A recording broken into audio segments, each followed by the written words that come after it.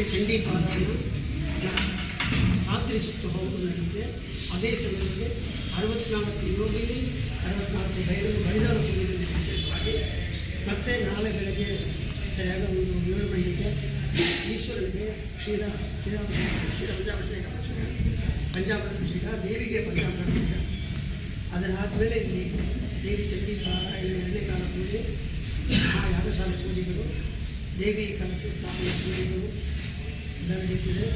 ಆಮೇಲೆ ಇಲ್ಲಿ ಹೋಮ 13 ಅಧ್ಯಾಯ ಇದೆ. ಈ ಚಂಡಿ ಪಾರಾಯಣ 13 ಇಲ್ಲಿ 13 ಅಧ್ಯಾಯಗಳು ಬಂದಿದೆ. ಚಂಡಿ ಪಾರಾಯಣದಲ್ಲಿ 13 ಅಧ್ಯಾಯಕ್ಕೂ ಪ್ರತಿಯೊಂದು ಅಧ್ಯಾಯಕ್ಕೆ ದೇವತೆಗಳಿದೆ.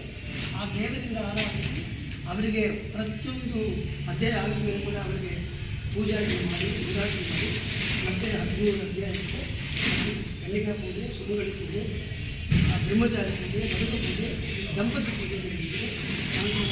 ಸೌಭಾಗ್ಯಗಳಿಗೆ ಸಮರ್ಪಣೆ ದೇವಿಗಾಗುತ್ತೆ.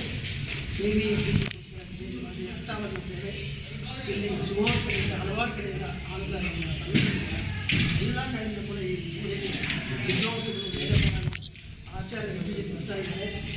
ಬರುವುದಿದ್ದಾರೆ ಭಾಳ ಒಂದು ವಿಶೇಷವಾದ ಇದರಲ್ಲಿ ಹುಣ್ಣಿಮೆ ಒಂದು ವಿಶೇಷ. ಅದಕ್ಕಿಂತ ಅಧಿಕ ಮಾಸ ಯಾವ ದೇವರನ್ನ ಒಂದು ದಿನ ಪೂಜೆ ಮಾಡೋದೇ ಬಹಳ ಪ್ರತ್ಯೇಕ.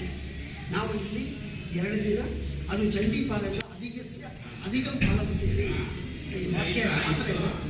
ಯಾವುದು ಮಾಡ್ತೀವೋ ಆ ಚಂಡಿಗಿಂತ ಯಾವುದಾದ್ರು ಅಂತ ಒಂದು ಚಂಡಿಯನ್ನು ದೇವಿಯನ್ನು ಇಲ್ಲಿ ಮಹಾಕಾಳಿ, ಮಹಾಲಕ್ಷ್ಮಿ, ಮಹಾಸರಸ್ವತಿ ಎಂಬ 3 ದೇವಿಗಳ ಐಕ್ಯ ರೂಪವಾಗಿರ್ತಕ್ಕಂಥ ಚಂಡಿಯನ್ನು ನಾವು ಪಾರಾಯಣ ಮಾಡ್ತೀವಿ, ಪೂಜೆ ಮಾಡ್ತೀವಿ.